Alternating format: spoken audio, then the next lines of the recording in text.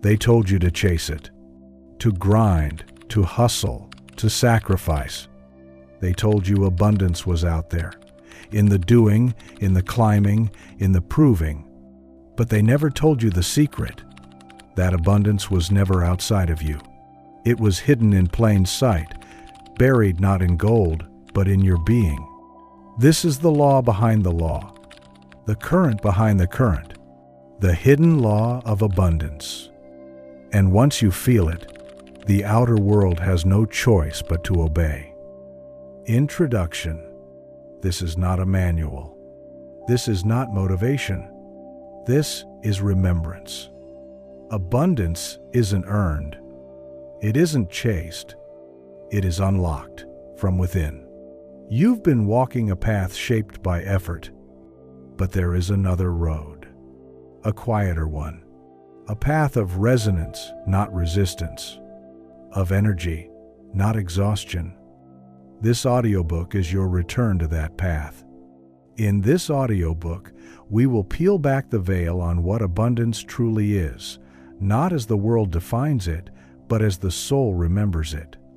You will not just listen. You will awaken to a power that was never gone, only forgotten, and a law, deeper than attraction, that rewrites your reality from the inside out. This is the hidden law of abundance, and it begins now. Chapter 1. The Echo in the Silence. There is a moment, subtle, sacred, almost imperceptible, when everything begins to shift. It's not in the breakthrough, not in the victory, not in the deposit hitting your account. No, the true turning point arrives long before that. It happens in silence. It arrives not with noise, but with stillness. It's the breath between your thoughts, the hush that falls when you finally stop trying. And in that moment, abundance speaks. The world will never teach you this. The world is loud. It shouts its rules. Work harder. Go faster. Push through. It tells you to chase success like it's running from you. That money lives on the other side of sacrifice. That prosperity requires your sweat, your struggle, your soul. But what the world never tells you is the truth that ancient mystics, sages, and quiet magicians have always known. Abundance doesn't respond to effort, it responds to energy. You are not rewarded for how hard you push. You are responded to in proportion to the self you assume. The field, the quantum, the ether, the divine matrix, is not a cold accountant tallying your output. It is a perfect mirror, and what it reflects is who you are being. That's the hidden law. Not the law of cause and effect, but the law of identity and reflection. Not do to get, but be, and it is. There once lived a woman on the edge of a small village, tucked between river and forest.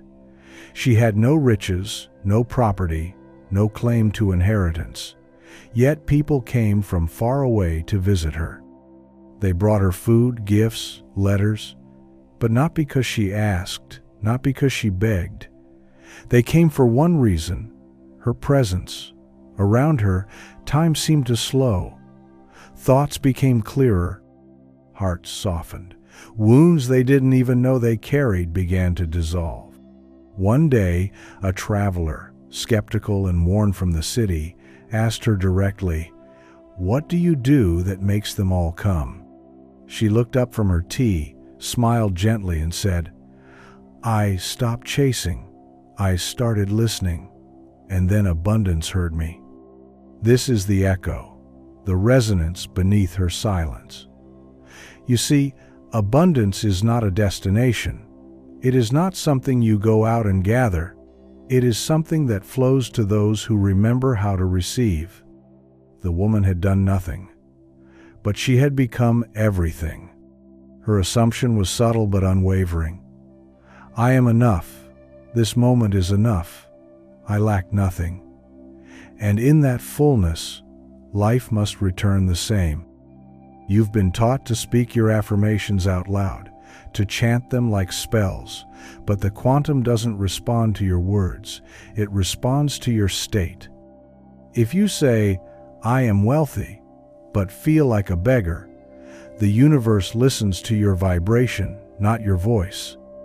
It hears the tremble in your soul, the neediness beneath your declarations.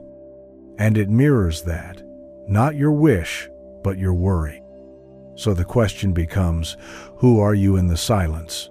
When no one is watching, no script to follow, no mask to wear, who are you being? That's the version the universe sees. That's the signal it receives. Not your polished persona, not your rehearsed mantras, but your inner frequency, naked, raw, unspoken. And here lies the first key to unlocking the hidden law of abundance. Stop speaking from lack. Start radiating from wholeness. Because when you speak as someone who is not, even your requests are soaked in absence. But when you become the one who already holds the blessing, even in imagination, then all of life rushes to align with that identity. This is not fantasy. This is physics. Assumption is not a wish. It is a command. There is no resistance in the quantum, only agreement. And it always says, yes. Yes to who you think you are. Yes to what you expect. Yes to the tone behind your actions. So, if you feel like money is hard, life says yes. If you believe you're always behind, life nods. But when you settle into a deep knowing, a holy pause where you claim, without proving, I am already abundant, then reality must shift. It has no choice. Because the law is reflection. Many seek results to feel whole. But the mystic path reverses that. Feel whole now, and the results will come. Not by effort, but by magnetism. You don't run after the river. You become the river. You don't chase the current. You align with it. This chapter is your first step in remembering that the chase is an illusion, that stillness is not passivity, but power, that the moment you stop needing is the moment everything begins arriving, and that the loudest command to the universe is the one spoken in your energy, not your mouth. So here is your sacred turning point. Not a mountain to climb, but a breath to return to. This is not something you must earn. It is something you must feel. Breathe into the now. Feel the sufficiency of this exact moment. No past to fix, no future to fear. Just this whole, holy humming with life. You are the source. You are the field. You are the magnet. You are not incomplete. You are not behind. You are not separate from your desire. It lives within you, waiting for you to see it, not as something to reach, but something to release. When you quiet the mind and drop into the body, into the knowing, the being, the deep hum of I am, abundance does not need to be summoned. It begins to pour, quietly, naturally, inevitably. Sacred practice, the stillness ritual. Tonight, before sleep, dim the lights. Sit in silence. No music, no affirmations, no effort, just be. Breathe in deeply and feel the energy of I am already whole. Place your hand on your heart and whisper softly, I am the echo in the silence, and I already hold it all. Feel the field around you matching your breath. Let the frequency of enoughness settle in your bones. Stay here for a few minutes. Do nothing else. This is your transmission. This is your new normal. Chapter 2. The Currency of Identity.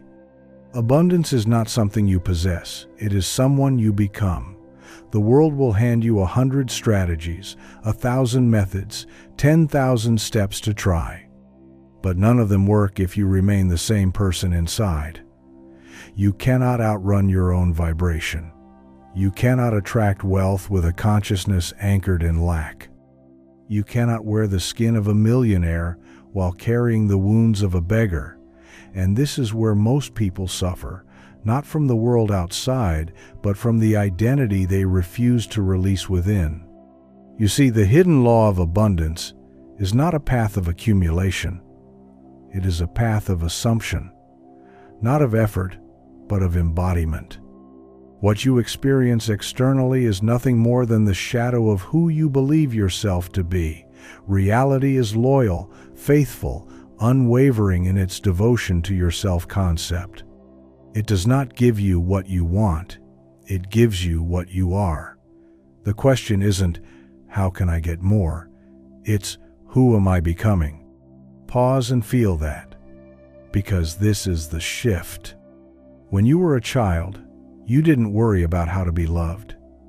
You didn't try to earn your place in the world. You simply existed, and the world responded. You reached out, and hands embraced you. You cried, and someone came, because your assumption, your identity, was untouched. You assumed you were worthy, without needing proof. But then, somewhere along the way, the world whispered lies, that you had to prove your value, that worth must be earned, that abundance is a prize for those who struggle long enough. So you forgot. You put on masks. You measured yourself by numbers. You tied your identity to results. And the more you tried to succeed from that wounded self, the more resistance you met. Not because abundance didn't love you, but because it couldn't recognize the mask. It was still looking for you. The field responds to authenticity, not pretense. It flows to clarity, not confusion. It mirrors the version of you that stands without apology and says, "This is who I am now." That is the quantum currency. That is the signal that moves mountains. Because when you shift identity, the world must catch up. It cannot deny the one who has already become the version they desire to be.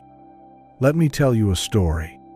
There once was a young man who lived in poverty his entire life, not just financially, but mentally. Every thought he had was laced with limitation. I can't afford that. That's not for people like me. I'll always struggle. He prayed, he worked hard, he tried all the advice given to him, but nothing seemed to change. Until one night, he stopped praying for money and began speaking like a man who already had it. He sat in silence and imagined the version of himself who didn't need to beg, didn't need to worry, didn't need to chase. At first it felt like a lie, but he did it again the next night, and the next, and the next, until one day, something cracked. He stood taller, walked differently, spoke with quiet certainty. The world hadn't changed, but he had. And as if by magic, doors opened, clients appeared, opportunities unfolded. But it wasn't magic. It was the mirror catching up with the new image he held inside. That is the hidden law. Reality is not objective. It is obedient. And identity is the master it listens to. So many people try to fix their circumstances without ever upgrading their self-concept. They try to add without transforming. But the frequency of lack, dressed in luxury, is still lack. You can put a crown on a poor mindset, but it will find a way to lose everything it touches. Until you shift the root, the identity, you're just rearranging the surface. And so the invitation is simple but powerful. Stop fixing, start becoming. Right now, feel into the version of you who already holds what you desire. Not in fantasy, but in feeling, in breath, in posture, in presence. What does that version believe about life? How do they speak to themselves? How do they move through a room? How do they see challenge? What do they expect? Step into that now, not later. Not once you have the result, but now, because the field doesn't delay. It responds immediately to the shift in being. You may say, "But I don't feel like that person yet." That's okay. You're not waiting for permission. You're choosing over and over again until the choice becomes your nature. It will feel strange at first, like wearing someone else's clothes, but with repetition, it becomes yours. Because energy molds identity the same way rivers shape stone, not all at once, but with devotion. Let me be clear. This is not about pretending. It's about aligning. Pretending is hollow. It's desperate. But alignment is rooted. It's calm. It's magnetic. You're not lying to yourself. You're remembering a version of you that has always existed, just beyond your old narrative. And when you remember, the field remembers with you. Suddenly, you're no longer begging for crumbs. You're commanding with clarity. You're no longer reacting to life. You're shaping it, not by force, but by frequency. This is the truth behind manifestation. Not tricks, not hustle, but identity. The bold, quiet decision to assume a new version of yourself and stay there, no matter what the outer world says, no matter how long it takes, because the outer world is slow. But identity is instant, and when you hold it long enough, it cannot help but solidify into form. That's the hidden law of abundance. You don't wait to become, you become, and life follows. 1. Sacred practice, identity rehearsal. Tonight, before the noise of the world settles in, sit with yourself. No distractions, just breath and awareness. Ask, who is the version of me who already lives in overflow? Close your eyes. Picture them. Now go deeper. Don't just see them. Feel them. Step into that body, that energy, that level of ease and certainty. Let it shape your breath, your posture, your tone. Speak a sentence out loud as them. It could be simple. I walk in wealth. I breathe in certainty. I am abundance embodied.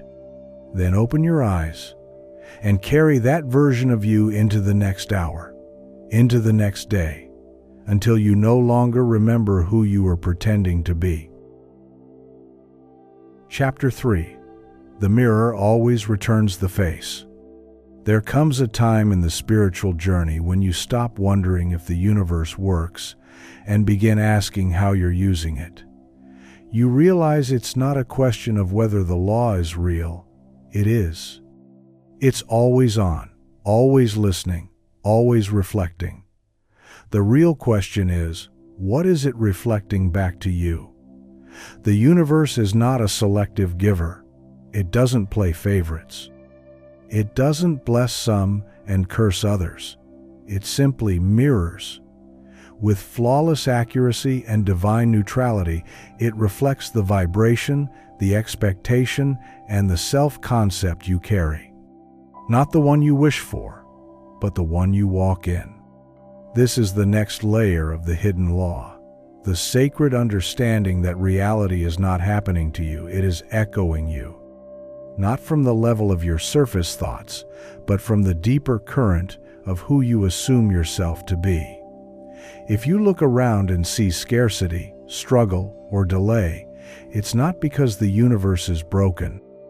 It's because it's working perfectly. It's showing you the face you've been wearing, the story you've been holding, the energy you've been radiating, even if unconsciously. It's not punishment. It's precision. You see, the mirror does not lie. It cannot. A mirror does not ask whether your reflection is worthy of being shown. It does not evaluate your emotions. It does not argue. It just reflects. So if you stand before it wearing doubt, wearing not yet, wearing almost, it returns that exact version to your life.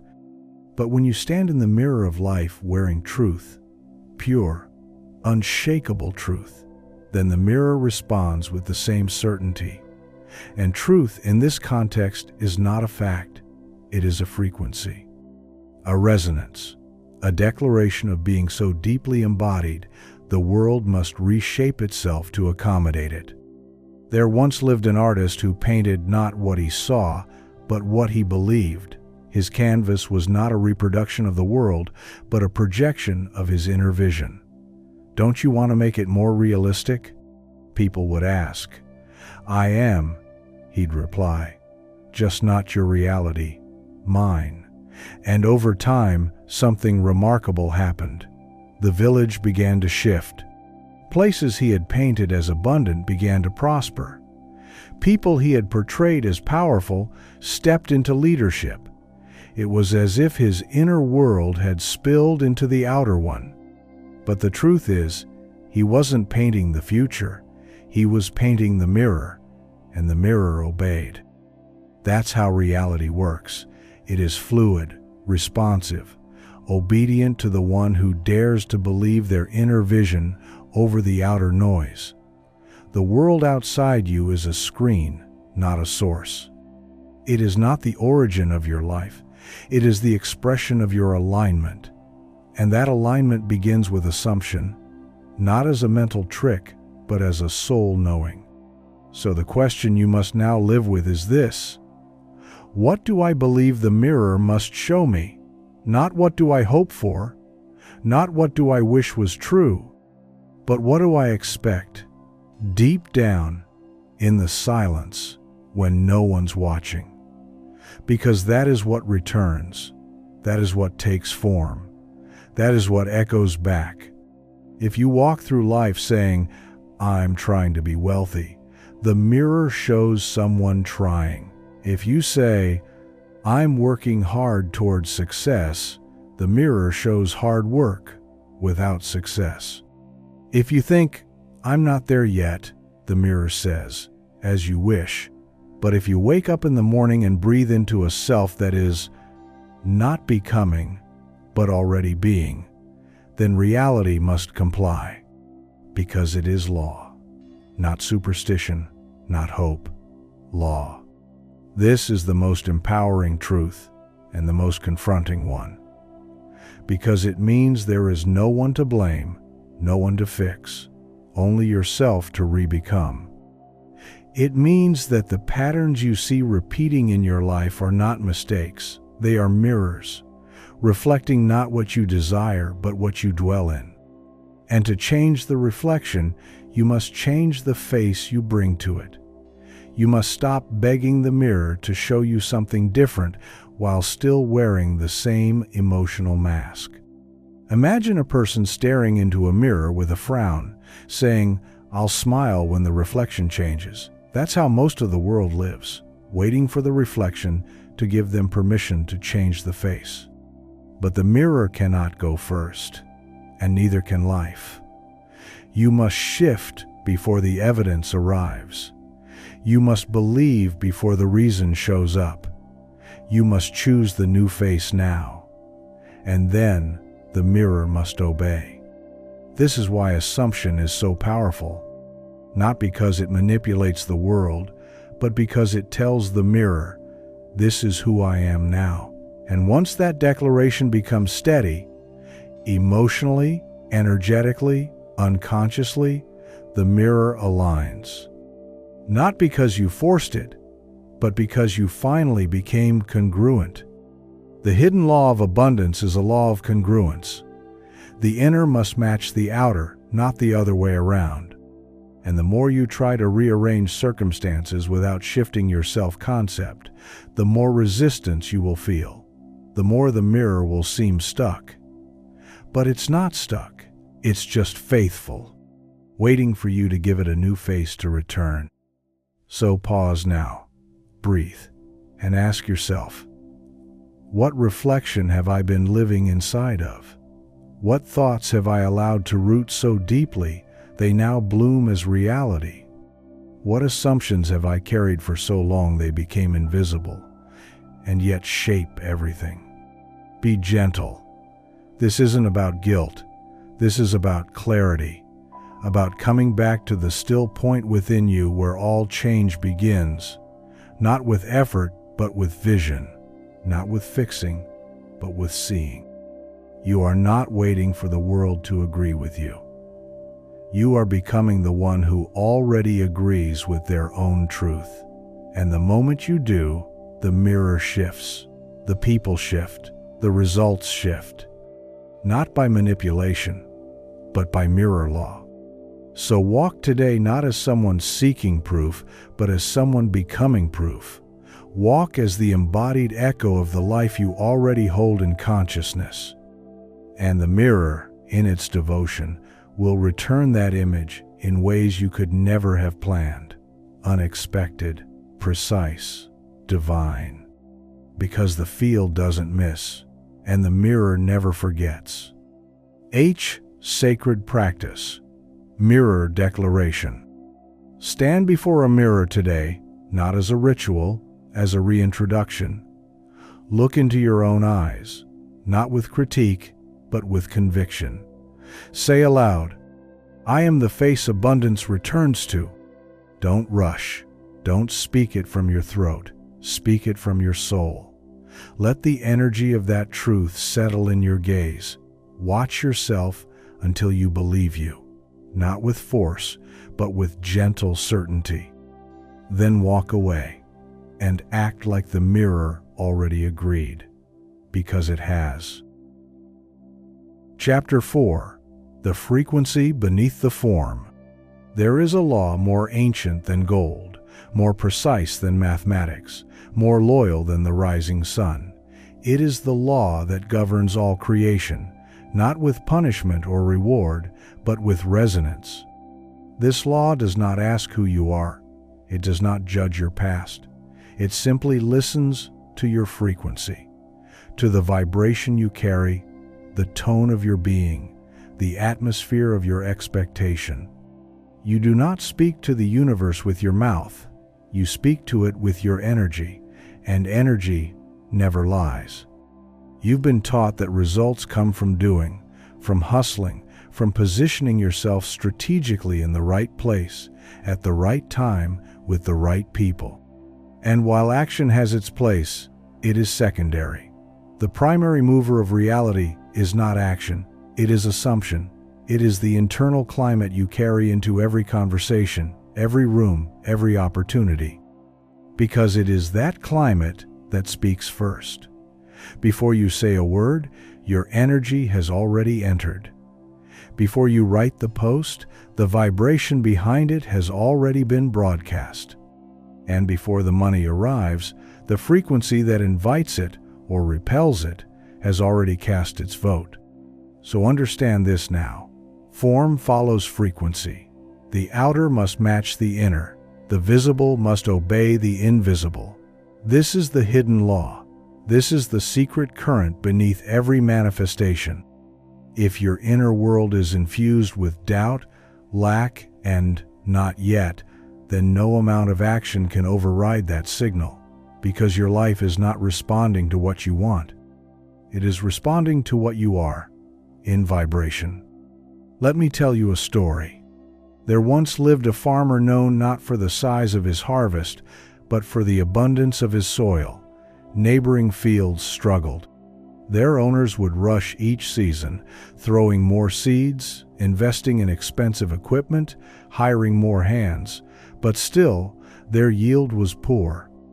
Meanwhile, the farmer with the fertile land would walk calmly through his field, humming softly, sowing fewer seeds, and somehow producing more. One day, a frustrated neighbor asked him, "What's your secret? We've done everything, more than you, and we barely get half your results." The farmer looked up and smiled. "You keep trying to change the crop," he said. "I just keep enriching the soil." This is the truth most ignore. Your results are not a product of what you add. They are a reflection of what you are rooted in. You don't need more seeds. You need richer soil. You don't need to try harder. You need to shift deeper. And in the spiritual world, the soil is your state of being, the frequency you hold when no one's watching, the emotional default you carry into every interaction. That is what shapes the form. So ask yourself now, what frequency am I rooted in? If your baseline is fear, no action will fully blossom. If your inner state is unworthiness, no relationship will feel safe. If your emotional home is almost, your life will mirror that tension. But if your foundation is enoughness, if you breathe from a place of already being, already receiving, already worthy, then even the smallest seed of action becomes exponential, because now the soil is ready. Now the frequency is clear. Now the law of reflection can do its perfect work. This is the reversal. This is where the mystic departs from the masses. Most people build from the outside in. They try to change their lives while leaving their inner frequency untouched. But the sacred ones, the ones who walk in quiet abundance, know that everything begins within, that reality is an echo, that you don't chase wealth, you match it. You become the station that receives its signal, and that signal is emotion, feeling, assumption, and identity, all woven together into one transmission, your state. You do not attract what you want, you attract what you are. And being is not a performance. It is a presence, a hum beneath your actions, a quiet knowing that whispers, "It is already mine." This is not about fake positivity. It's not about pretending to feel good. It's about choosing to live in the frequency of truth. Because truth is not what the world shows you. Truth is what you choose to believe despite the world, despite the bills, despite the delay, despite the current appearance. Because appearance is just a delayed reflection. The mirror is still catching up. So what do you do while the reflection forms?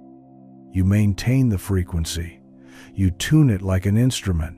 You return to it like a sacred home, again and again and again until it becomes second nature, until it becomes so familiar that even in the midst of contrast you don't lose your song. Let me be very clear. Abundance is not an event. It is not something you stumble into. It is a state of coherence, a harmony between your identity, your expectation, and your emotion. When these three align, the universe has no choice but to respond. Not later, immediately. But sometimes the results take time to materialize. And that's okay, because you are no longer chasing outcomes. You are maintaining frequency. And that, beloved, is the real work. So begin to care more about how you feel than what you see. Begin to value your internal weather more than your external forecast. Begin to prioritize peace over proof, because the proof is coming. But the peace, that's available now. That's the real wealth. That's the energy that shapes empires. You were not meant to suffer your way to success. You were not meant to grind your way to overflow. You were meant to remember your original frequency, to walk in the same harmony that created galaxies, to breathe abundance like air, to radiate ease so purely that life can't help but reflect it. And when you live that way, when your state becomes your offering, then life becomes your mirror. Not a judge, not a test, but a canvas. And the brush is always in your hands. Youp's sacred practice, frequency calibration. Today, close your eyes for 5 minutes. Breathe slowly and ask, what frequency have I been emitting today? Don't judge it. Just notice, then gently shift. Imagine the feeling of already receiving, already having, already being held in infinite provision. Let that emotion rise. Don't rush it. Don't fake it, just tune in. Repeat softly. I calibrate to abundance. I return to the frequency of enough. Do this daily. Let your emotional tone become the loudest voice in the room. Not your words, not your to-do list, just your vibration. Because the frequency always shapes the form. Chapter 5. Belief is the builder. There is a sacred truth that few are willing to accept, not because it is hidden, but because it is too simple, too radical, too inconvenient for the mind trained in struggle. That truth is this: you are always living inside your belief, not your desire, not your potential, not your vision board or journal or affirmations, but your most dominant, unwavering belief. It doesn't matter what you say out loud if your inner conversation whispers contradiction. It doesn't matter what goals you set if your self-image cancels them before they take root. You will never rise beyond what you believe to be true about yourself, your life, your worth, and your possibilities. Belief is the blueprint. It is the hidden architect of all manifestation. Every result you've experienced is the harvest of an inner certainty, conscious or unconscious. And this is why the hidden law of abundance is not about chasing dreams, it's about reprogramming beliefs. Because if the blueprint is faulty, the building will collapse no matter how beautiful the materials. You can chant affirmations, visualize success, act as if. But if deep down you still believe money is hard, that you are unworthy, that life is a fight, that good things don't last, then your energy will leak through every word, and the universe, faithful mirror that it is, will reflect that fracture. This is why two people can do the same thing and get radically different results. It's not the action, it's the belief behind the action. The unseen energy is what determines the outcome. The invisible belief is what steers the ship. And so the question is not, what should I do? The real question is, what must I believe for that to feel natural? You don't manifest by force. You manifest by becoming a match to your belief. There once was a woman who never worried about money. She didn't grow up rich. She didn't have a financial education, but somehow, things always worked out. Her friends called her lucky. Her coworkers envied her calm. What they didn't understand was that her wealth wasn't coming from her job, it was coming from her belief. Her mother used to tell her, "There's always more where that came from," and she believed it, deeply, unshakably. So when bills came, she didn't flinch. When prices rose, she smiled. Her belief wasn't a thought, it was a home, a place her energy lived, and life, honoring the laws it must obey, returned that belief in the form of overflow, synchronicity, ease.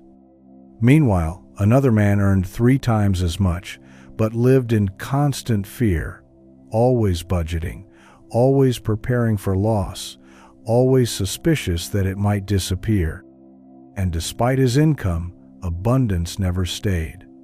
Not because he wasn't smart, but because his belief whispered, "It won't last." And so it didn't. This is what the mystics have always known. Your beliefs are prophecies, not suggestions, not possibilities, but seeds that shape form, and when you water them with emotion, especially with repetition, they root into your subconscious and become the foundation upon which your world is built. So pause here and ask, what do I truly believe about abundance? Not what do I want to believe, not what do I say I believe, but what has my life shown me I believe? Because life is not random, it is precise. It is always eavesdropping on your inner dialogue. It is always tracking the tone beneath your words. And when you identify a belief that is limiting, don't hate it, don't judge it, replace it. Not with positive thinking, but with emotional embodiment. You must feel the new belief into your nervous system. You must speak it until your cells recognize it. You must walk it, wear it, breathe it, until the old one fades like a distant echo and the new one becomes your native tongue. This is not about lying to yourself. This is about remembering a deeper truth. The truth that you are not broken, that abundance is not a reward, that you were born into a universe made of infinite supply, that your desires were not placed in you to torment you, but to awaken you to your power. When you believe in lack, you're out of harmony with life. When you believe in struggle, you're out of rhythm with your nature. But when you believe in abundance, not as an idea, but as a fact, you come into alignment with the very force that governs creation. You plug back into the current. And from that current, all manifestation flows, not by effort, but by permission. And here's the most miraculous part. You don't need evidence to believe. You need belief to produce the evidence. This is the sacred reversal. This is the power of assumption. When you dare to hold a belief, even when your current reality contradicts it, you step into the role of creator. And life responds, not because you begged, but because you believed. So start with one belief. Choose it with care. It could be, money flows to me in surprising ways. I am worthy of ease and overflow. Everything I need is already on its way. Say it, then feel it, then act from it, then expect it. And when doubt arises, as it will, don't argue with it. Return to your belief again and again, like a compass, like a prayer, like a promise you refuse to break. Because belief is not a moment, it's a posture, a position of the soul. And once it becomes your baseline, the universe reorganizes itself around it. Sacred practice, belief rewiring. Today, write down one belief that has shaped your financial life so far. Be honest, then ask, where did this belief come from? Is it still serving me? If not, bless it and release it. Now choose a new belief. Write it on paper. Speak it aloud 10 times. But don't just say it, feel it. Imagine your life if it had always been true. Smile as if it already is. Let it root. Repeat this every morning for the next 7 days. Let the belief become your atmosphere. Because belief is the builder. Chapter 6. The Art of Receiving. There is an art so subtle, so simple, that most never learn it, not because it is hidden, but because it is dismissed. It is not the art of chasing, nor the craft of striving. It is not something you achieve or build. It is something far more feminine, far more magnetic, far more sacred. It is the art of receiving. You've been taught how to want, how to work, how to wish, how to wait. But very few have taught you how to receive. And yet this, dear soul, is the forgotten half of creation.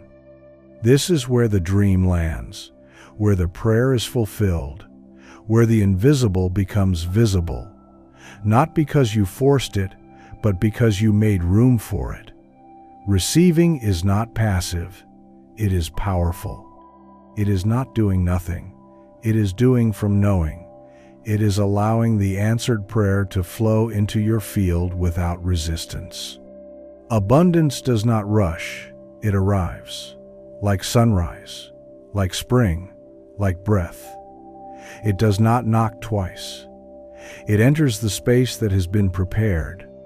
And most people are too full of tension, worry, unworthiness, and over-efforting to notice when it comes. They are too clenched to let it in.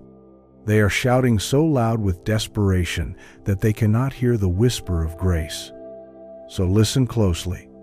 Receiving requires softness, not weakness, not laziness, but softness of spirit, openness of energy. A gentle heart that says, I am safe to let this in. I am safe to be supported. I am safe to be full.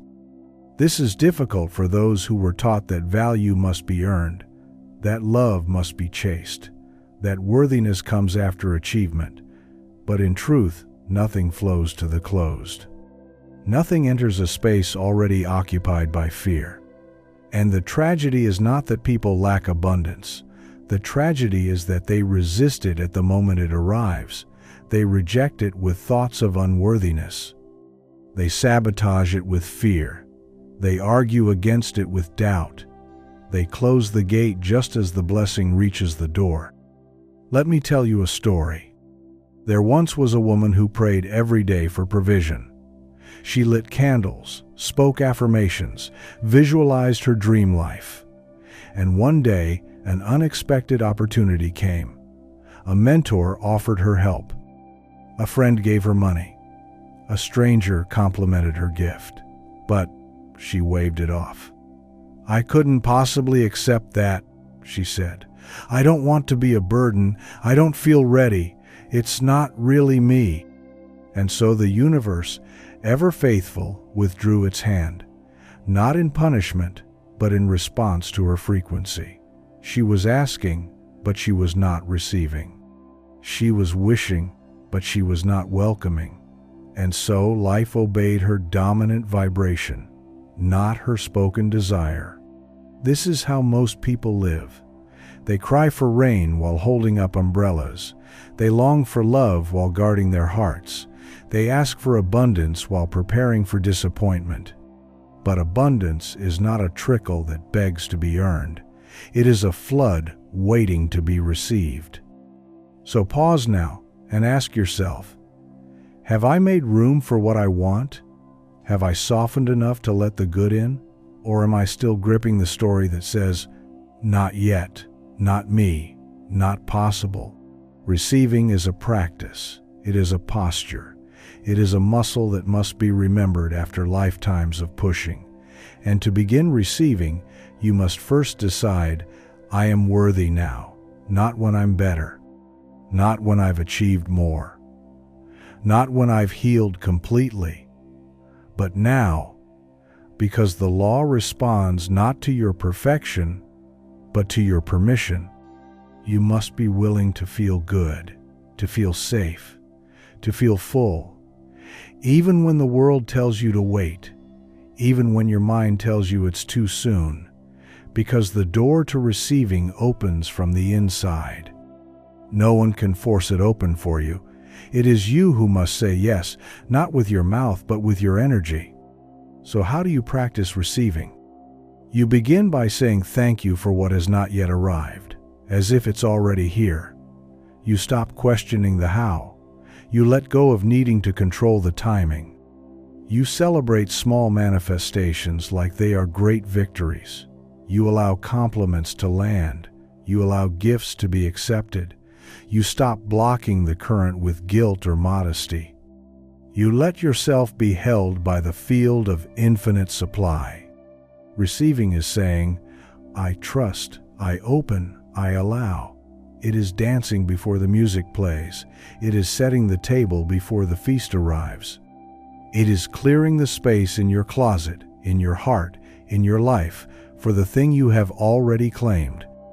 And when the inner gate opens, when the walls soften and the heart becomes porous, the abundance comes in waves, not because you tried harder, but because you stopped guarding the door, because you stopped filtering what you thought you were allowed to have, because you finally understood that receiving is not about what you do, it's about who you're being. Let this land. You are not here to prove your value, you are here to remember it. You are not here to work your way into abundance, you are here to tune into it. You are not here to take what's scarce. You are here to receive what is already yours. So let the universe give to you. Let love pour in. Let miracles find you. Let success chase you. Let money surprise you. Let joy overflow. Not because you forced it, but because you allowed it. Because you stopped being the reason it couldn't come. This is the essence of the hidden law. When you are truly open, the entire universe rushes to fill the space. Orange sacred practice, receiving ritual. Today, take one simple action that demonstrates you are open to receiving. It could be as small as accepting a compliment without deflecting. Let someone pay for your coffee. Say thank you without guilt.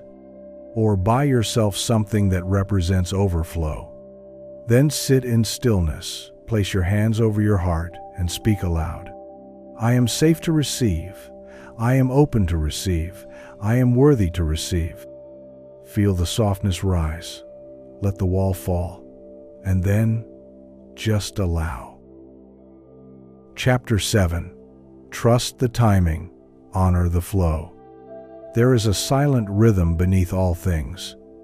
A divine choreography you cannot see, yet you can feel if you slow down. If you get still enough to listen. If you quiet the noise of urgency and surrender the illusion of delay. For everything you've asked for, everything you have summoned into your field through desire, emotion, and belief, has already been answered, already sent, already formed in the unseen. But the final law is this: it must arrive in right timing. This is where most give up. This is where doubt is born. For the modern mind, trained to measure worth by speed, cannot comprehend the sacred patience of the universe. It sees silence and calls it denial. It sees a pause and calls it punishment. But in truth, there is no delay. Only preparation. No rejection. Only alignment. Life is never late. Life is never wrong. Life is always perfect in its delivery, though rarely in our schedule. The seed does not question the soil. The moon does not race the sun. The tree does not mourn winter. And yet we, divine beings made of stardust and spirit, doubt the order of things simply because we do not yet see the fruit. But fruit comes only in season, and seasons are not skipped, they are honored. Let me tell you a story. There was once a woman who planted a jasmine vine on her balcony. Every morning she watered it, whispered to it, cared for it. Weeks passed, then months. Still no bloom. She thought, maybe it's broken. Maybe it won't flower. Her neighbor even said, why don't you replace it with something faster? But something in her told her to wait, so she did. She continued tending, trusting, loving. Then one day, without warning, a single white blossom opened, then another, then dozens. And soon, the air was filled with scent so divine, people stopped in the street to breathe it in. What she didn't know was that jasmine roots grow deep before they bloom high, that the time she thought was empty was everything. So it is with abundance. There are seasons of rooting, of rewiring, of unseen shifts. The universe is not only delivering your desire, it is preparing you to hold it, to sustain it, to not lose yourself in the having of it. Because abundance is not just about getting, it's about growing into the version of you who can hold the abundance without collapsing under its weight. Sometimes the timing isn't about the manifestation, it's about the becoming patient, the becoming clear, the becoming strong, the becoming wise enough to know the difference between fast and sacred.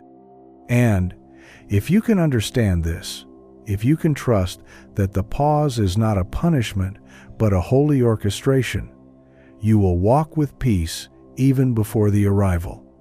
You will stop asking, "Where is it?"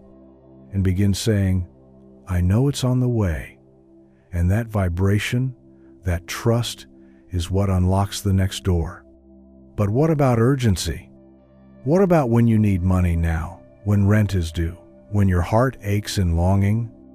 This is where the law becomes deeper, because while the form may take time, the state is available now. You can feel abundant now. You can feel safe now. You can feel whole now. And when you make peace your default, when you allow your internal state to be the reward, you collapse time. You shorten the journey. Because time bends for the aligned, it softens for the surrendered. The ones who manifest the fastest are not the ones who hustle the most. They are the ones who relax first. Who say, if not this, then something better. Who say, this or something even more aligned. Who say, I trust the flow, and I know it knows. Because when you rush, you resist. When you demand, you delay. When you panic, you block. But when you trust, you become magnetic. When you let go, you become a channel. When you wait with joy, not frustration, you step into divine timing, and what you want rushes toward you, no longer pushed away by your own neediness. This is not passive waiting. This is active alignment. This is tending the soil while the fruit ripens. This is preparing the palace before the king arrives. This is anchoring into your power, knowing that your desire is on its way, not because you begged, but because you became. So if you're still waiting, if something you've asked for hasn't arrived yet, ask not, what's wrong? But, what am I still becoming? Ask, how can I prepare myself even more fully for the life I've already claimed? Because the life is ready, the blessing is waiting. The only variable is you. And don't confuse contrast with delay. Sometimes, right before the miracle, life will test the old version of you, just to see if you'll react from fear or respond from faith. Just to see if you'll spiral or stand. And when you stand, when you remain in your knowing even when the mirror doesn't reflect it yet, that's when the old timeline breaks. That's when the gate opens. That's when the flow begins. Because timing is not separate from you. It bends to your belief.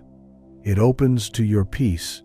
And when you align, the whole universe speeds up to meet you. Sacred practice, the surrendered timeline. Today, write down 3 things you deeply desire that have not yet arrived. Next to each, write, I release the need to know when. I trust the sacred timing. I honor the flow. Close your eyes and visualize your desire already fulfilled. Then, feel gratitude, not for its arrival, but for the perfect orchestration already happening behind the scenes. Hold that vibration for 90 seconds, not to rush it, but to remember, it's already yours. Because when you trust the timing, you become the portal, and the universe rushes through. Chapter 8. Feel it first. Reality follows. You've been taught to wait for life to show you the evidence before you feel the emotion. Wait for the money, then feel rich. Wait for love, then feel worthy. Wait for results, then feel peace. But this is the great reversal. This is the lie that keeps the doors of abundance forever closed. Because your feeling is the invitation, your emotion is the command. Reality does not lead feeling. Feeling leads reality. That is the hidden law. The universe is not responding to your words. It is responding to your state. Not your logic, but your energy. Not your effort, but your vibration. And vibration is emotion sustained long enough to become identity. If you feel lack, you generate lack. If you feel peace, you attract peace. If you feel overflow, even without the evidence, reality has no choice but to mirror that vibration. Not because you earned it, but because you became it. So if you want to see abundance in your outer world, you must first feel it in your inner world. And not as a performance, not as a fake it till you make it mask, but as a genuine opening, a true decision to live as if it's already yours. But how? How do you feel rich when your bank account screams lack? How do you feel chosen when your heart aches with loneliness? How do you feel successful when your world still looks barren? You remember that feeling is not dependent on condition. You remember that your emotions are tools, not reactions. You remember that you are the gatekeeper, not the victim of your inner state. Let me tell you a story. There once was a man who lived in a small village. Every day he passed a bakery filled with the scent of warm bread and sugar, but he never had money to buy anything. Yet every day he walked by with a smile, closed his eyes, and imagined the taste on his tongue. He felt as if he'd already eaten. His neighbors thought him foolish. But to him, the moment of feeling it was just as real, if not more, than owning it. One day, the baker invited him in, gave him a pastry, then another, then a job. That man later became the owner of the bakery, not because he chased it, but because he matched it long before it appeared. This is the way of the mystics. You don't wait for the world to reflect it.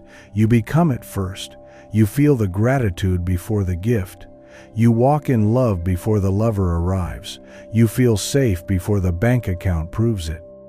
And when you do, the outer world cannot resist. Because you've become the signal. You've tuned your frequency to the timeline you desire. But most people live backwards. They wait for the evidence. They let their emotions be dictated by external things. And in doing so, they surrender their power to create. They become reactors, not creators. They become slaves to circumstance, and the loop never ends. But today, you end the loop. You remember the law. What you feel with persistence becomes what you live.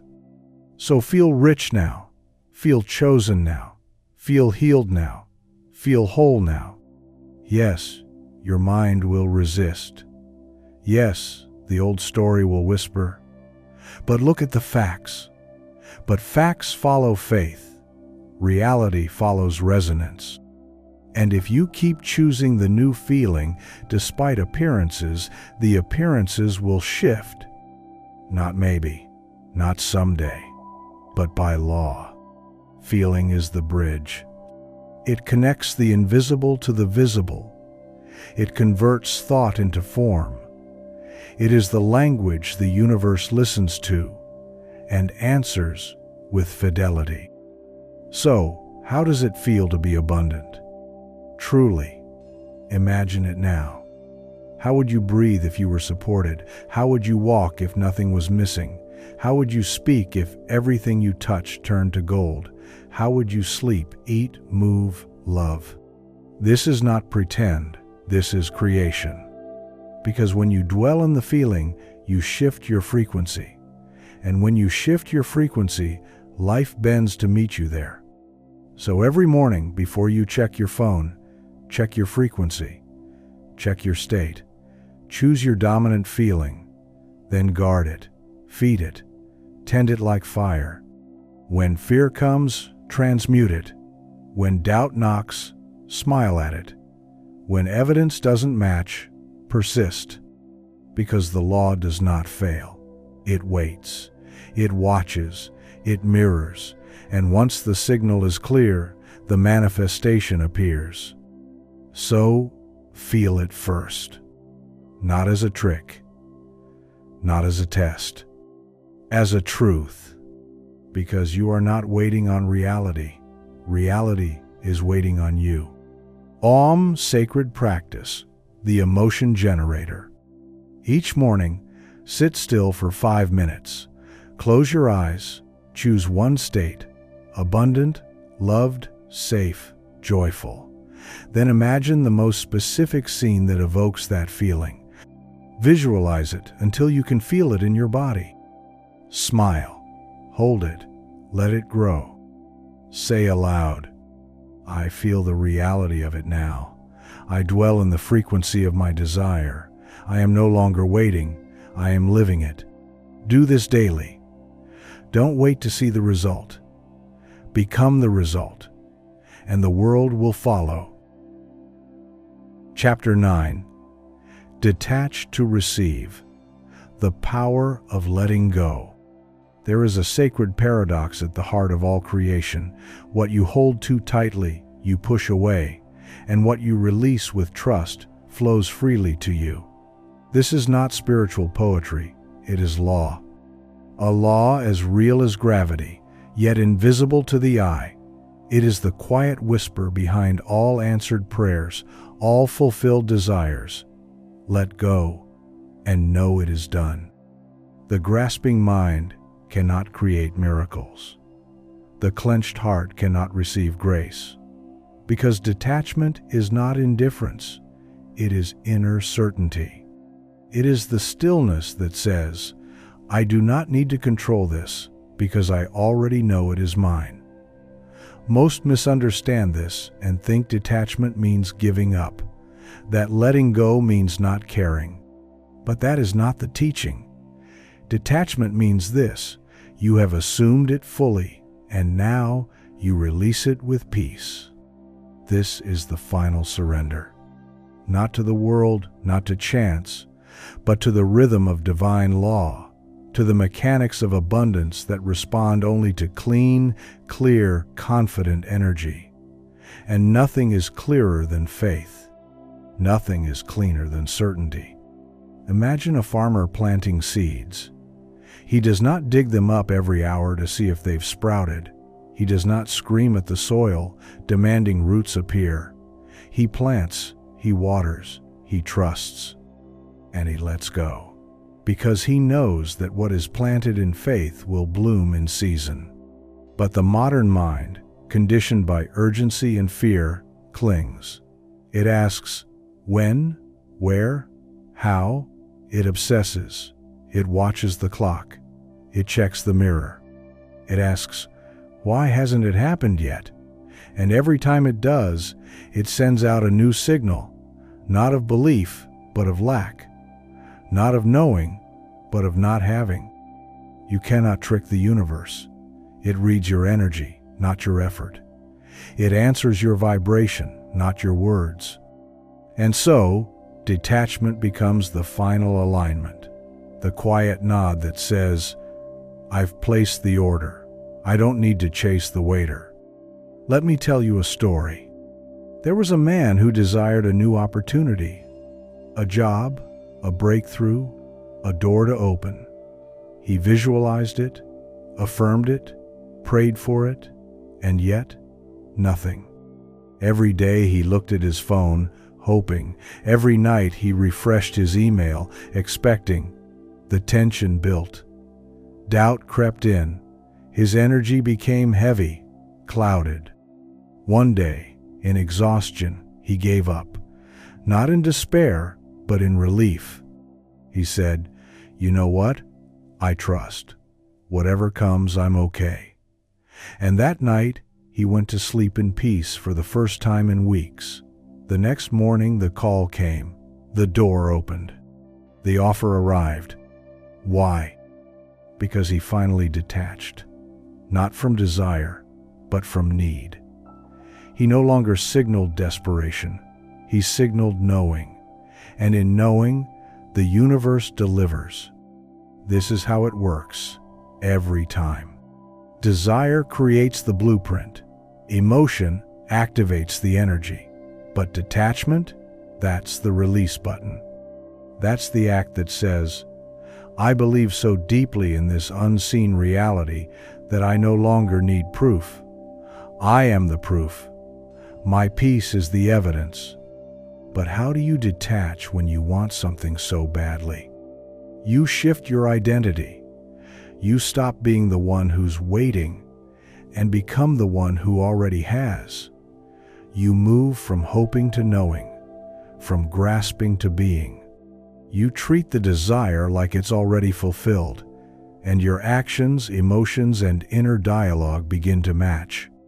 When you detach, you don't stop loving the desire. You love it enough to let it come without force. You don't stop visualizing it.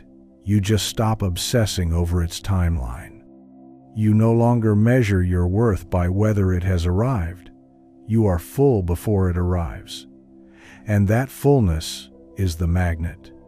Most people unknowingly repel what they desire, not because they don't want it enough, but because they want it too hard, from a place of lack. Their desire says, "I don't have this yet." Their energy says, "Something is missing."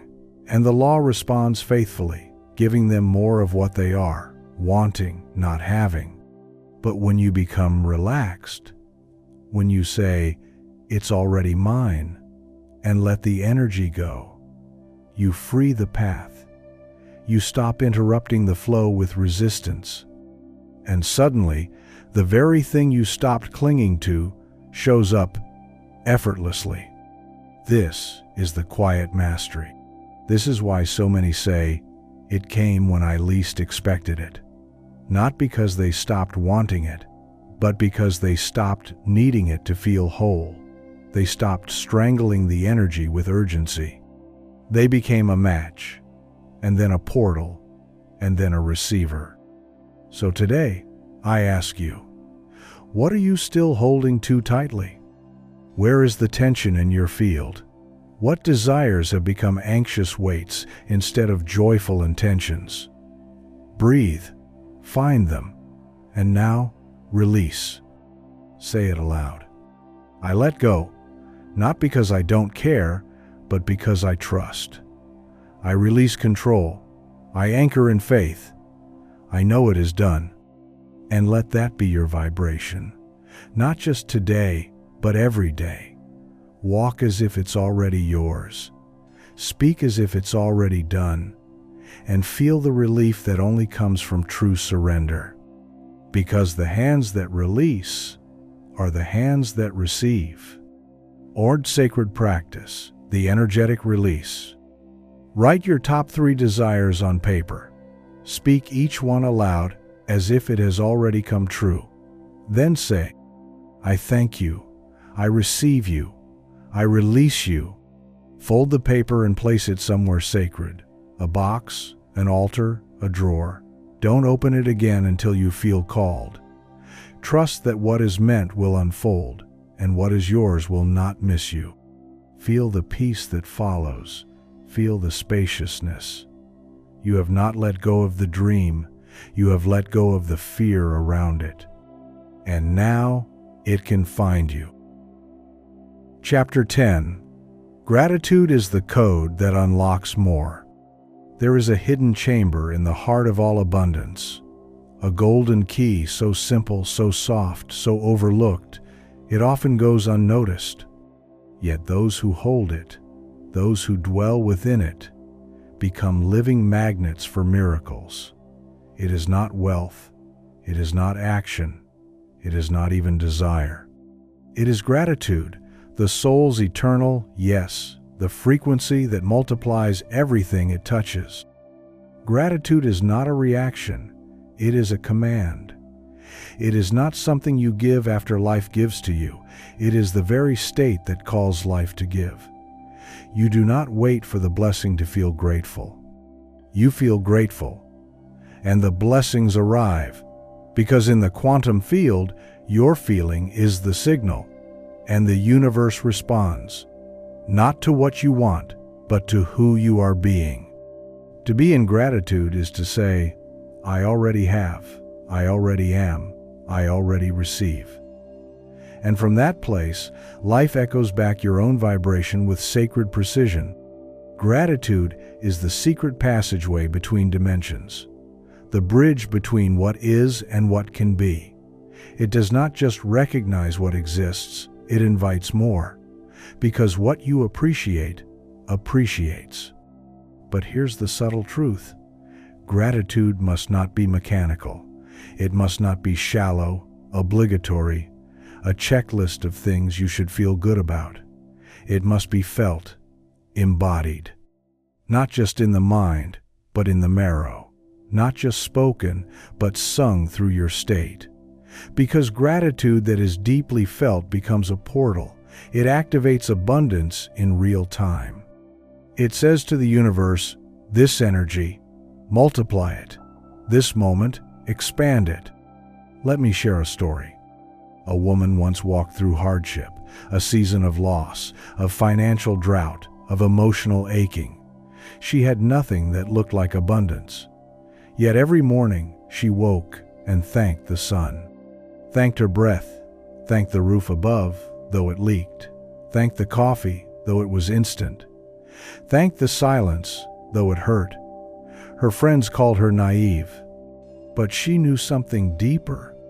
Months passed. Opportunities began to flow. Money arrived from unexpected channels. Her life shifted, not suddenly, but steadily. And one day, someone asked her, "What did you do to change everything?" She smiled and said, "I didn't wait for life to be good. I decided to feel good, and life followed." That is the essence of abundance. It's not what happens, it's how you meet what happens. It's not the condition, it's the consciousness. And gratitude is the most potent form of conscious wealth you can hold. Because gratitude is wealth. Gratitude says, "I see the good now." And in doing so, it summons more good. Not out of manipulation, but out of match. And what you match, you multiply. But why does gratitude work so powerfully?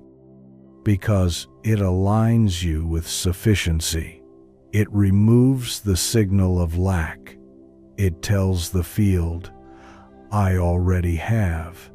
And in a universe governed by resonance, what you have grows. What you notice expands. What you thank returns in greater measure. So if you want more money, more love, more joy, thank what you already have, even if it's small, especially if it's small. Thank the dollar, thank the coin, thank the support, thank the breath, thank the moment. Because if you can't appreciate the seed, you'll never recognize the forest when it blooms.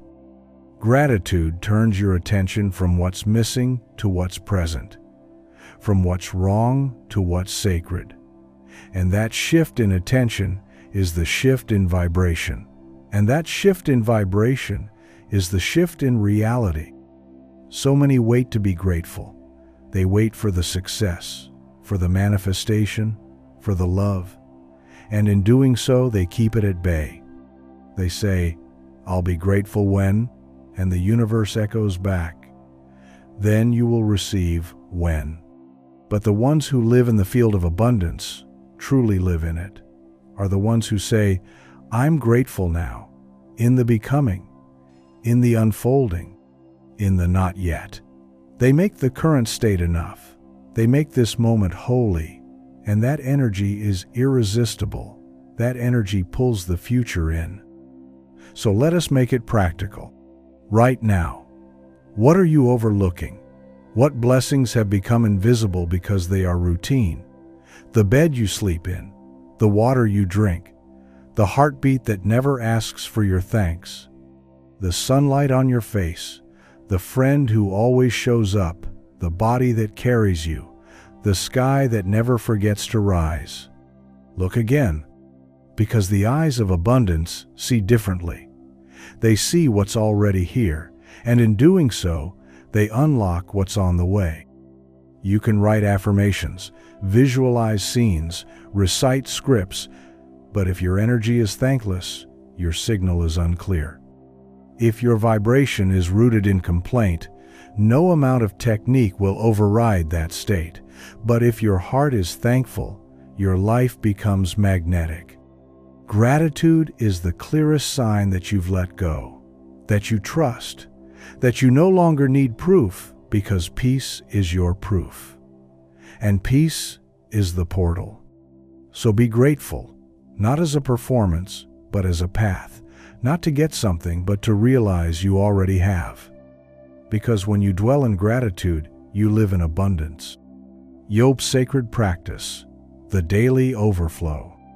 Every morning, before touching your phone or speaking to the world, place one hand on your heart, take a deep breath, and speak aloud 5 things you are truly grateful for. new ones each day. Say, I see this, I honor this, I expand this. Then, throughout the day, when something good happens, small or grand, whisper, thank you, more please. This simple phrase, thank you, more please, is the mantra of the magnetic. It tells the universe, I'm open, I'm aligned, I receive. And you will, more than you expect, in ways that will astound you.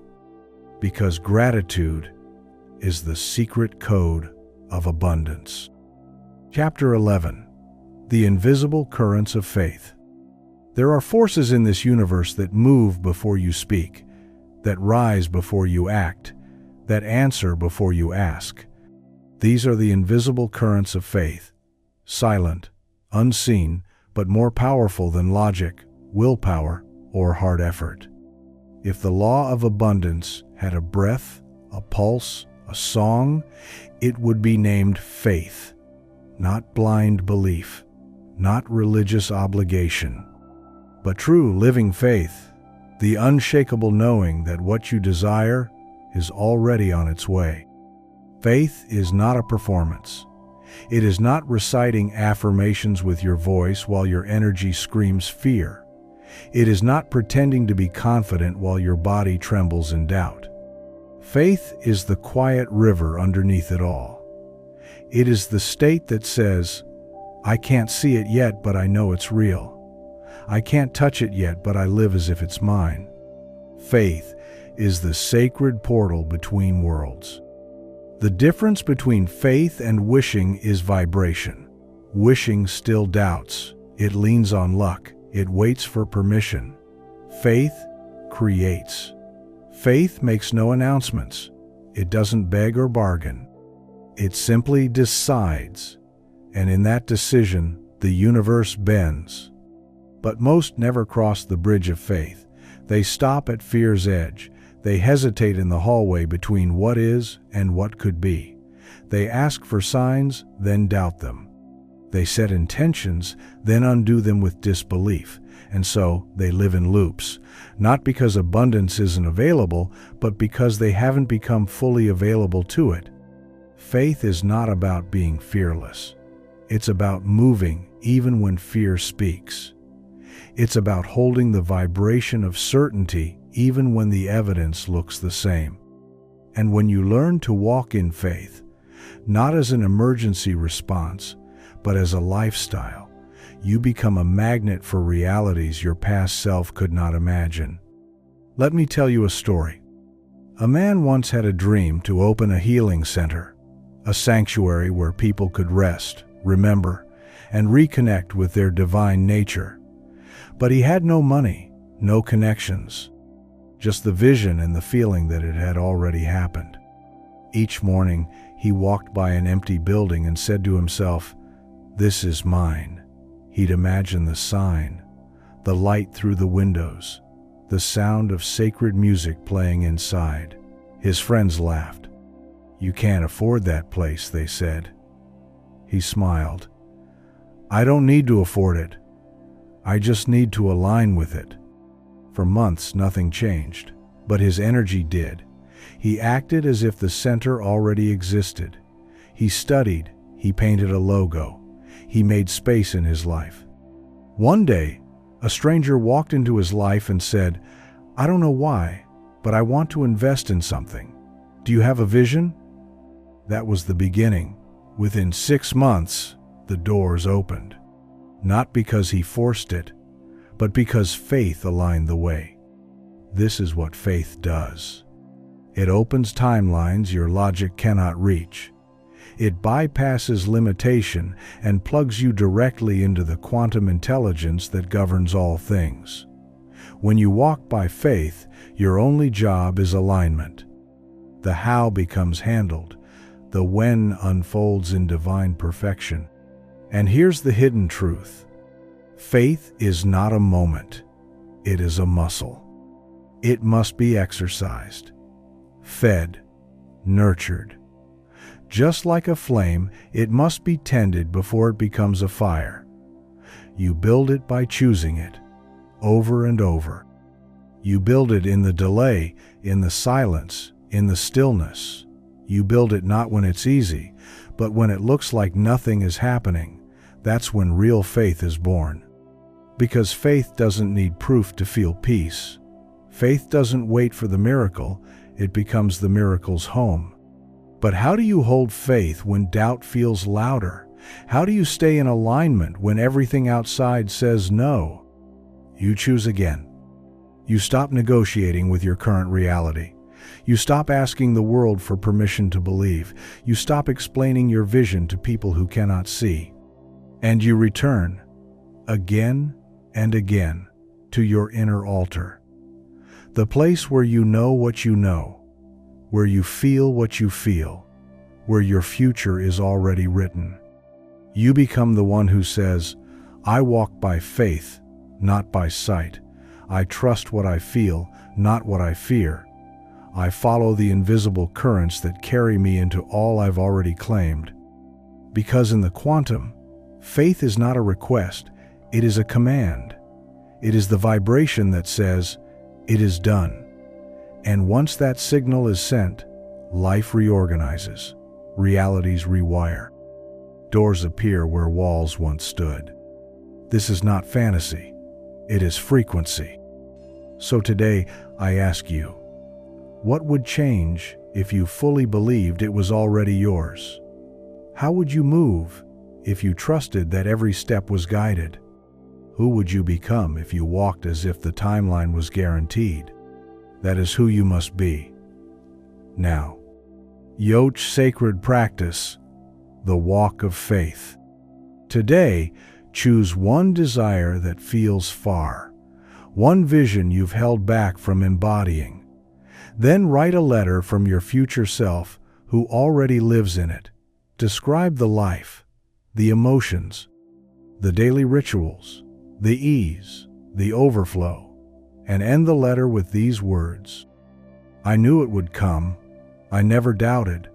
I walked by faith, and everything came to meet me. Then, close your eyes and walk, literally or in your mind, as if you're already there. Move with the confidence of someone who knows.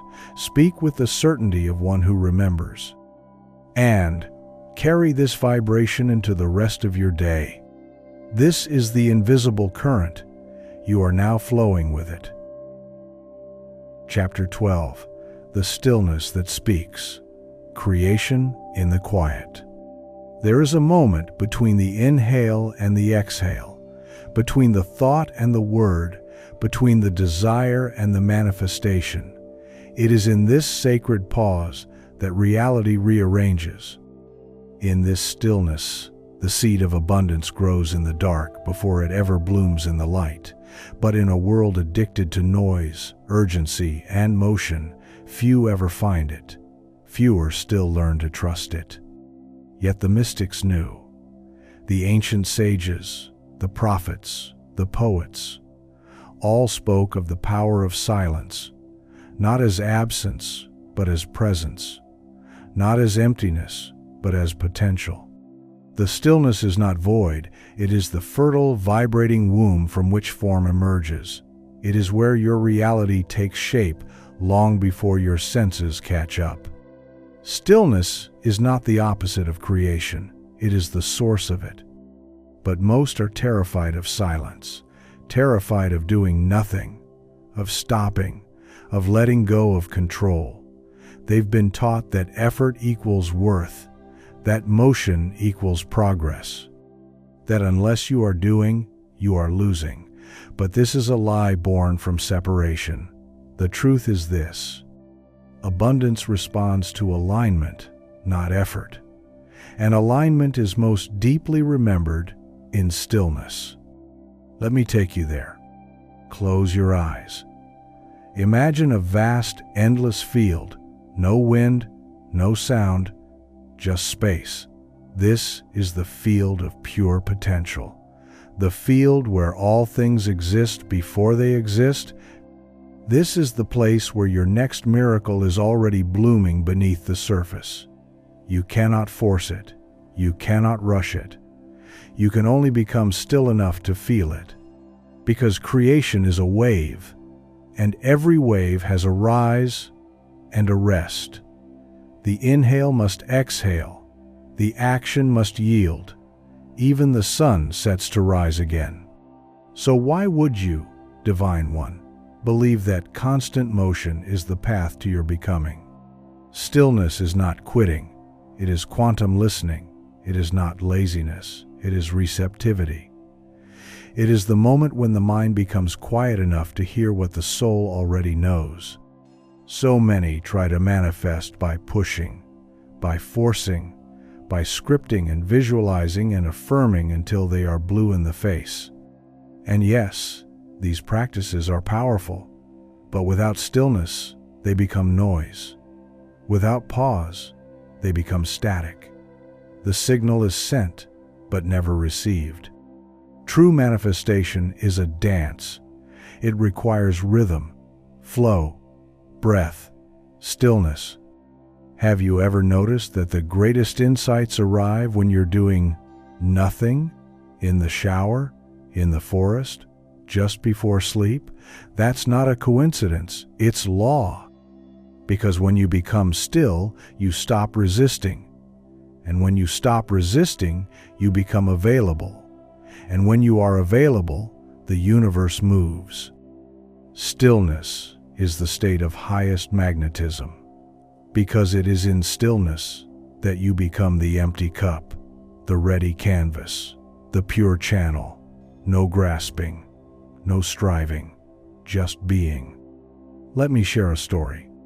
There was a woman who had done everything right. She followed all the manifestation methods. She journaled, she visualized, she made vision boards, she did affirmations daily. But the abundance didn't come. Instead, she felt drained, confused, stuck. One day, she heard a whisper in meditation, "Be still." So she did. She stopped chasing, stopped asking, stopped doing. For 1 week, she simply breathed, listened, watched the sky, walked in nature, trusted. And in that quiet space, something shifted. An idea dropped in, a phone call arrived, a synchronicity unfolded. Within weeks, everything she had tried to force flowed in, not because she earned it, but because she finally allowed it. This is the law, and it is hidden in plain sight. Stillness is where your vibration harmonizes. It's where your heart speaks louder than your mind. It's where the quantum field begins to rearrange reality in response to your peace. Because when you are still, you become one with the now, and the now is where all power lives. You don't have to hustle to create abundance. You have to match it, and abundance vibrates at peace, at sufficiency, at rest. So how do you practice stillness? You stop chasing the next step. You stop looking for the outcome. You start listening to your breath, to your body, to the gentle rhythm of now. You unplug. You surrender the need to know. You create space for guidance to rise, for energy to shift, for manifestations to arrive. Stillness is not nothing. It is everything you've been too busy to feel. Try this. Instead of filling every moment with input, let a few be empty. Instead of trying to fix or force, sit and feel. Instead of begging for signs, become one. Because stillness is not passive, it is the most active alignment with your divine nature. The greatest breakthroughs often come after the greatest rests. The clearest answers often follow the deepest silences.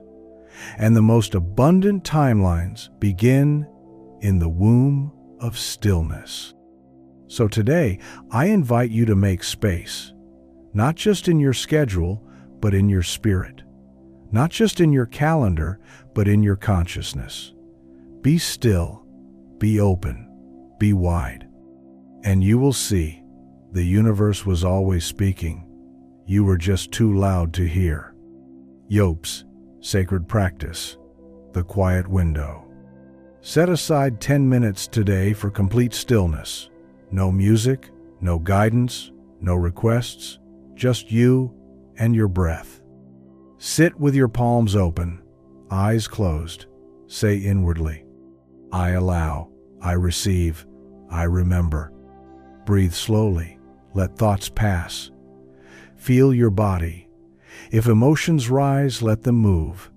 If nothing happens, let that be enough. Your only job is presence. Repeat daily, if possible, for in these quiet windows you become magnetic to the miraculous. This is where the unseen moves, where the timeline folds, where the abundance already destined for you finds its way home.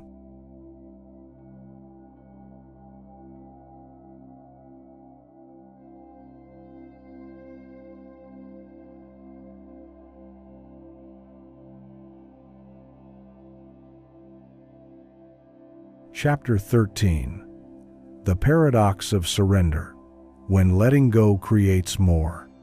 There is a sacred moment, quiet, small, invisible to the eyes, when the seed stops clinging to the ground and allows the earth to take it. That is the moment it becomes something greater. And so it is with abundance. So it is with your manifestations. So it is with your desires.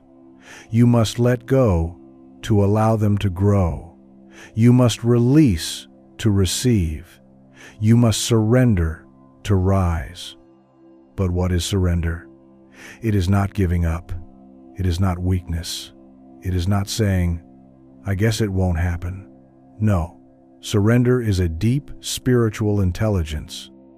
It is the moment you stop grasping, controlling, micromanaging life, and instead say, I trust the rhythm of what I've asked for. I trust the process. I trust the field. Surrender is faith in motion. It is alignment made visible. It is the energy that tells the universe, I no longer need to force this. I am now allowing this. When you hold on too tightly, you block the very thing trying to come to you. Like water, abundance flows best when unresisted. Try gripping a stream with your fist and you'll lose it all. But cup your hand gently and you'll hold enough to drink. The tighter your energy, the louder your resistance. But when you soften, the miracles sneak in. People often ask, but what if I let go and nothing happens? But that's the point. When you truly let go, it doesn't matter if it happens. Because the energy of surrender is not, I give up. It is, I already am. The surrendered state is not one of despair, but of divine confidence. You say, it's already mine. I don't need to chase it. I'll just make room for it. Let me share a story. There once was a man who wanted to build a house by the sea. He imagined it, wrote about it, visualized it, but he also obsessed over every detail. He checked listings daily. He worried about the cost.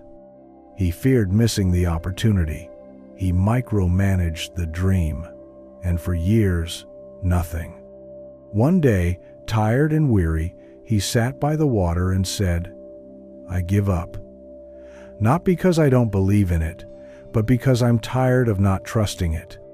From that day forward, he stopped searching. He focused on what he loved. He relaxed into the present. And 6 weeks later, someone approached him with an offer to co-invest in a seaside property. His dream manifested, not from pushing, but from peace. Not through demand, but through surrender. Because surrender is not silence. It is a louder signal than worry will ever be. In the quantum field, energy does not respond to your actions. It responds to your being. And when your being says, I trust, the universe responds accordingly. But the ego hates surrender. It wants control. It wants guarantees. It wants to know when and how and with whom and under what timeline. It screams, if I don't hold on, I'll lose it. But the soul whispers, if you let go, you'll find it. This is the paradox. The more you relax, the more you receive. The more you chase, the more it runs. The more you trust, the more doors open. The more you obsess, the more resistance builds. Life is not trying to punish you, it's trying to flow with you. But flow requires surrender. Now, does this mean you do nothing? No. It means your doing comes from alignment, not anxiety. It means your energy is spacious, not frantic. It means you act from faith, not from fear. It means you take the step, then let the path appear. Surrender is also the art of releasing attachment to form. You may think you know how your dream should arrive, but life knows more. The love may not look like your checklist. The wealth may not come through your current job. The opportunity may show up dressed as disruption. So you must surrender not just the desire, but the packaging, the timeline, the specifics. You must say, this or something better. I trust the unfolding. And when you do, the path appears. So many stand at the threshold of their abundance and never enter, not because it wasn't meant for them, but because they never released their grip long enough to let it in. Ask yourself, what are you clinging to? What belief, fear, person, plan, or past identity are you gripping so tightly that your hands are too full to receive? Release it. Let go of needing to know. Let go of the false safety of control. Let go of the old story that says, I must suffer to succeed. Let go of the timeline. Let go of the outcome. And then, watch what happens. Watch how peace replaces panic, how synchronicity replaces strain, how miracles show up not as exceptions, but as new norms. Because the field responds to freedom. The more spacious your energy, the more magnetic your life. You are not here to chase dreams. You are here to become the vibration that allows them. So breathe. Let go of the fight. Let go of the proving. Let go of the needing. And instead, receive. Mine. Sacred practice. The release ritual. Tonight, before you sleep, take a piece of paper. Write down one thing you've been gripping too tightly. A desire, a fear, a how, a person, a version of yourself. Now, hold the paper in your hands. Close your eyes. Take a deep breath. Say aloud, I release this. I don't need to control it. I trust the unfolding. I am ready to receive. Then safely burn the paper, or fold it and place it under a stone or candle, symbolizing that it's now held by the universe. Go to sleep with this mantra, it's already mine. I don't need to chase it, I welcome it. And when you rise, move through your day like someone who already holds the gift. Because you do. Chapter 14, The Mirror of Self. You become what you assume you are. There is a secret so powerful it lives in every scripture, every sacred text, every parable whispered across time, but most never hear it. They search for formulas, techniques, strategies, never realizing the treasure was always found in one simple truth. Your reality will never rise higher than your self-concept. Not your effort, not your talent, not even your desire. Only your identity. You are not manifesting what you want. You are manifesting who you believe yourself to be. Every thought, every conversation, every decision is filtered through the subconscious image you hold of yourself. And that image is the projector. Your world, just the screen. Change the film, and the scene changes. Change the belief, and the result shifts. Change the self, and the entire universe reshuffles itself to match. But here's the twist. Most people are trying to change their life without changing themselves. They try to plant abundance into soil of unworthiness. They affirm wealth from a mindset still wrapped in scarcity. They visualize love while carrying the wound of not being enough. And so they loop, they repeat. They begin to believe the lie that nothing works. But the law is always working. It's just obeying who you are being. Let me show you the key. Close your eyes for a moment. Ask yourself, who am I when no one is watching? Who am I when I speak to myself in silence? What identity am I wearing? What assumption is writing my script? Do you walk as someone worthy of wealth? Or someone still asking permission to have it? Do you see yourself as powerful? Or still playing small so you don't make others uncomfortable? Do you identify as the version of you who receives with ease, or the one who waits to be chosen? Because here's the hidden law. Abundance does not flow to who you hope to be. It flows to who you are being now. So, who are you? Really? There was once a young man who constantly struggled with money. No matter how much he tried to save or manifest, it always slipped away. He blamed the economy, his upbringing, his luck.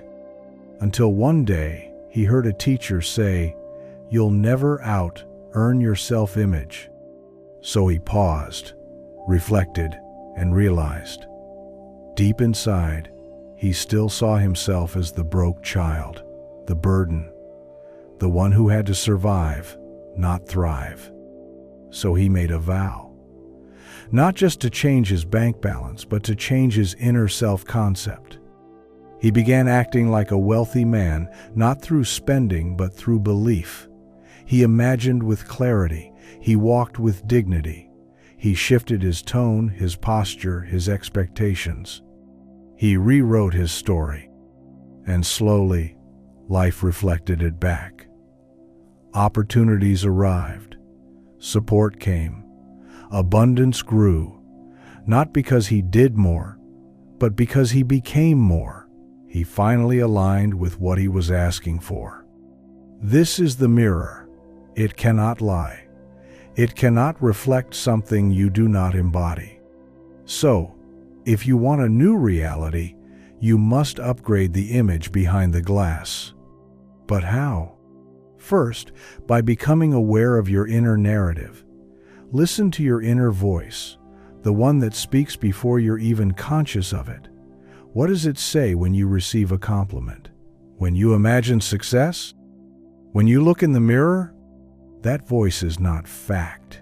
It is programming, and it can be reprogrammed. Second, by deciding who you now are, not based on your past, but based on your vision. Choose a new identity, one that matches the timeline you desire. Say it, embody it, practice it. I am the one who lives in flow. I am the one who receives with ease. I am the one who is worthy of wealth, of beauty, of deep love. Not someday, now. Third, by letting go of the old. You cannot become new while holding on to the corpse of your former self. Release the roles, the guilt, the masks, the false modesty. Let them fall away. You don't owe your past self loyalty. You owe your future self birth. And lastly, by allowing reality time to catch up. As within, so without. The world doesn't change because you asked. It changes because you became. And yes, it may delay, it may stretch, but it will arrive because the mirror always reflects. Remember this. You don't need to become what you already are. You just need to remember. You don't need to wait for proof. You are the proof. You don't need to convince anyone. You need only assume it to be true, and reality obeys. Neville Goddard once said, "To assume the feeling of the wish fulfilled is to create the conditions necessary for its realization." This isn't philosophy. This is divine law. So the question is no longer, how do I get abundance? The real question is, who must I become so that abundance becomes inevitable? And the answer is always waiting in your mirror. Chapter 15. You are the source, the final key to infinite abundance. There comes a moment in every seeker's journey when the path dissolves beneath their feet, when all the books, all the teachings, all the techniques feel like echoes, when the questions quiet, when the need to get fades, and in that silence, a voice arises. Not outside, not above, but within. And that voice does not beg, it does not barter, it does not plead for signs or proof. It says simply, I am. And that is when you know. You were never trying to become abundant. You were always the source from which abundance flowed. You are the wellspring, the current, the electricity, the radiant, intelligent life force that shapes the quantum field by the nature of your consciousness. The universe doesn't give you abundance. It simply reflects your realization that you already are it. You are not the observer of life. You are the projector. You are not the beggar at the gates of manifestation. You are the architect of the gate itself. And all that you've been taught to seek, wealth, peace, love, expansion, are not separate rivers you must chase. They are tributaries flowing from the ocean of your being. Let this land. You are the source. And when you truly realize this, not just as a concept, but as an inner knowing, something unlocks, the grasping ends, the craving dissolves. You no longer look to others for answers. You no longer treat money as master or circumstance as God. You no longer outsource your power, because you know the kingdom is within. This is the final law, hidden not because it is secret, but because it is so simple, so pure, that the noisy mind cannot see it. It must be felt, and when you feel it, everything changes. You begin to bless the mirror, even before it shows the reflection. You begin to speak from completion, not from lack. You begin to walk as the giver, the creator, the initiator of flow. You no longer ask, will it come? You ask instead, what am I emanating? Because you've become the center, the vortex, the radiant frequency around which form gathers like stardust around gravity. Think about the sun. It does not chase the planets, it simply radiates. And by that radiance, the planets revolve. So it is with you. When you remember your sourcehood, reality begins to orbit your inner state. People respond differently. Money flows more easily. The timing of life becomes rhythmic and divine, not because you control it, but because you've aligned with the source you are. Let me share a final story. There was a woman who had spent decades on the spiritual path. She studied every teacher, traveled to sacred sites, performed rituals, chanted mantras, but deep down she still felt disconnected. Still felt that abundance was just out of reach. Until one day, she sat beneath a tree. No teacher, no tools, just her and the wind. And in that moment of complete surrender, she heard something, not with her ears, but with her entire being. It said, "Stop searching. You are what you seek. You are the source." And it wasn't poetic. It was truth. It vibrated through her bones, and she wept. Not from sadness, from release, from the return to something she had always known, but had forgotten. From that day forward, she lived differently. Not to get things, but to radiate, to pour, to walk in wholeness, and life poured back. That is the final secret. When you remember you are the source, you no longer fear loss. Because how can the ocean fear the tide? You no longer beg for blessings, because you realize your very breath is a blessing in motion. You no longer doubt your power because you see that the very act of awareness creates.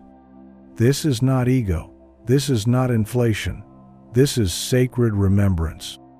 You are the channel, the field, the vessel, the flame. You are not separate from the divine. You are the divine localized in form, expressing itself as you. And when you embody that, when you live from that seat, abundance is no longer something you pursue. It is something you emanate. You give it in your words, in your walk, in your stillness, in your gaze, in your choices. You become the abundant one. And so your world can only mirror that. Because the law cannot be broken, it can only be forgotten. But now, you remember. Sacred practice, embodying Source. For this final ritual, place your hand over your heart, close your eyes, speak aloud with feeling. I am not separate from abundance. I am the source. I am the frequency that shapes the field. I give, I radiate, I receive, I remember.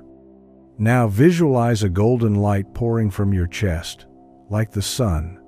See it expanding into your space, filling the room, touching others, reaching into your future. Know this: wherever your awareness flows, energy follows, and wherever energy gathers, form begins to rise. So today, walk not as someone trying to get. Walk as someone who gives from overflow. Speak as the sun, move as the tide, smile as the field. You are the source. You always were. Conclusion: the return to radiance. And so, beloved soul, you've reached the final page, but not the end. For there is no end to what you can become when you align with who you've always been. This book was never a ladder, it was a mirror. And if it has done its work, you no longer see steps to abundance, but the truth that you are abundance, dressed in time and form. There is no force greater than one who knows they are the source. Go forth now, not to seek more, but to embody more, to speak with power, to think with certainty, to feel with clarity, and to create as the godlike being you already are. The universe is not testing you, it is listening to you. So speak well, think well, feel well, and abundance will answer, always. If this journey awakens something within you, share it, speak it, live it. Let this book not be the end, but the beginning of your embodiment. Return to these words whenever you forget who you are. And if it moved your spirit, pass it on. Because the more we remember together, the more abundant the world becomes.